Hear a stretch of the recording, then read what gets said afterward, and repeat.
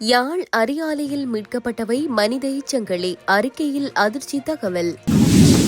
கனிமுல்ல சஞ்சீவ மரணம், நீதிமன்றம் வழங்கிய தீர்ப்பு.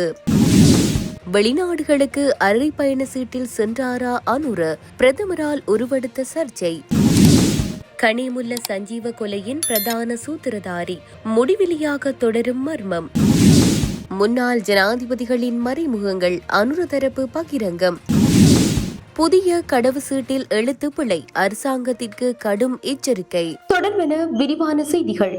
யாழ் அரியாலை சித்துப்பாத்தி இந்து மயானத்தில் மீட்கப்பட்ட 2 மாதிரிகளை விட ஏனைய அனைத்தும் மனித எச்சங்களின் மாதிரிகளாக உள்ளதாக சட்ட வைத்திய அதிகாரியின் அறிக்கை மூலம் விஞ்ஞான ரீதியாக உறுதிப்படுத்தப்பட்டுள்ளது.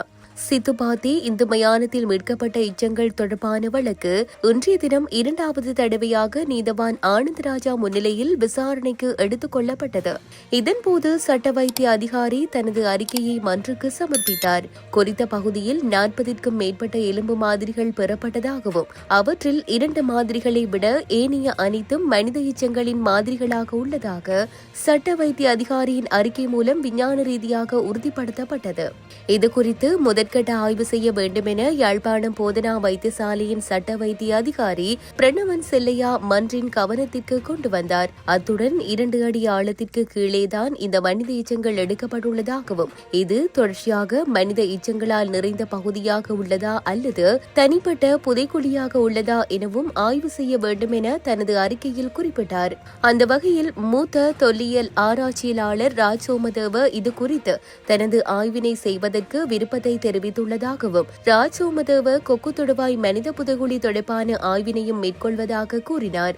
இவற்றை கருத்தில் கொண்ட நீதவான் முதற்கட்டமாக ஸ்கேன் மூலம் ஆய்வினை செய்வதாகவும் அந்த வகையில் 4/3/2025 செவ்வாய்க்கிழமை பிற்பகல் 3 மணிக்கு இது தொடர்பான கலந்துரையாடல் மன்றில் இடம்பெறும் எனவும் காலநிலையை கருத்தில் கொண்டு இந்த ஆய்வு மேற்கொள்ளப்படும் என்றும் கூறப்படுகிறது.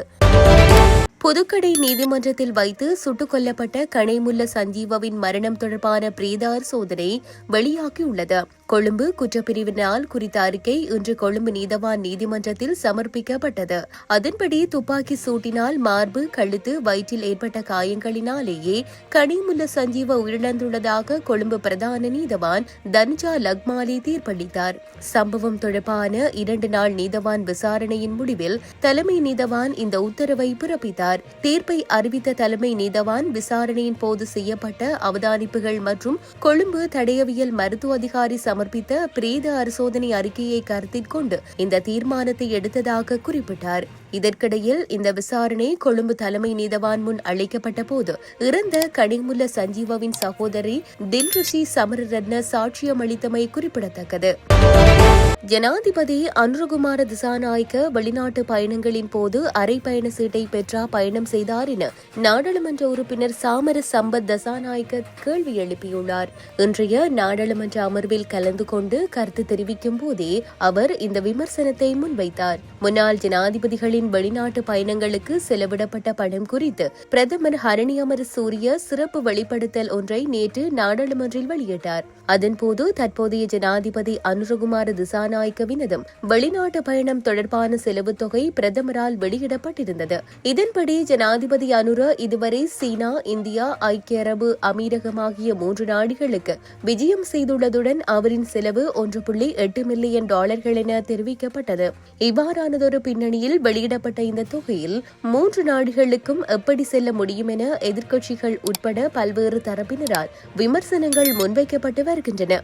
இந்த நிலையில் 11 பேர் எப்படி அப்படி போக முடியும் என்றும் வெளிநாடுகளுக்கு இவ்வளவு மலிவாக செல்லலாம் என்றால் முழு எதிர்க்கட்சியும் ஒன்று கூடி அந்த 3 நாடுகளுக்கு செல்ல வேண்டும் என நாடாளுமன்ற உறுப்பினர் சாமர சம்பத் விமர்சித்துள்ளார். கனிமுல்ல சஞ்சீவவின் கொலை சம்பவத்துடன் தொடர்புடைய தற்போது தலைமறைவாகியுள்ள இஷாரு செவ்வந்தி கடுவெல வெளிவிட்ட பகுதியிலுள்ள கடையொன்றில் சிம் அட்டை ஒன்றை வாங்கியுள்ளதாக காவல்துறையினர் தெரிவித்துள்ளனர்.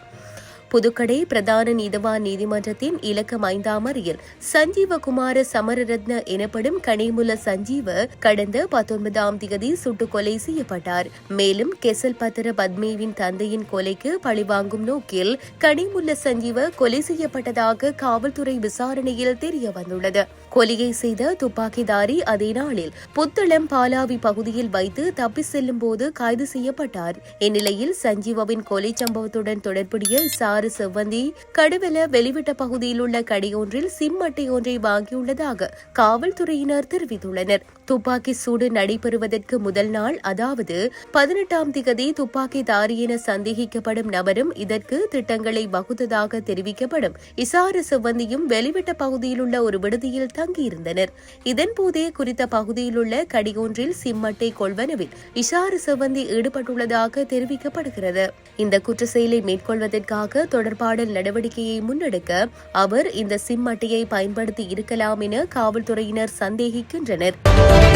முன்னாள் ஜனாதிபதிகள் பல்வேறு குற்றங்களை செய்ய பாதாள உலக நபர்களை பயன்படுத்தியுள்ளதாக பொது பாதுகாப்பு பிரதி அமைச்சர் சுனில் வட்டக்கல தெரிவித்துள்ளார். ஒன்றிய நாடாளுமன்ற அமர்வில் கலந்து கொண்டு கருத்து தெரிவிக்கையிலேயே அவர் இதனை குறிப்பிட்டுள்ளார். இதன்படி மறைந்த முன்னாள் ஜனாதிபதி ஜே.ஆர். ஜெயவர்தன கோனாவாலா சுனிலை என்ற பாதாள குழு நபரை வைத்து உயர்நீதிமன்ற நீதிபதியின் வீட்டின் மீது கல்லெறிந்ததாகவும், மறைந்த ஜனாதிபதி ஆர். பிரேமதாஸ் பத்திரிகையாளர் ரிச்சர்ட் டி சொய்சாவை கடத்தி கொலை செய்ய பாதாள உலக நபர்களை பயன்படுத்தியதாகவும் பிரதி அமைச்சர் கூறியுள்ளார். அத்தோடு ரிச்சர்ட் டி சொய்சா தொடர்பான ராணி என்ற திரைப்படம் வெளியிடப்பட்டுள்ளதாகவும், இதனை எதிர்க்கட்சித் தலைவர் சஜித் பிரேமதாஸ் ரகசியமாக பார்த்து ஜனாதிபதியாக இருந்த காலத்தில் அவரது தந்தை என்ன செய்தார் என்பதை கண்டறிய சொல்ல விரும்புவதாகவும் அமைச்சர் சுனில் வட்டக்கல தெரிவித்துள்ளார்.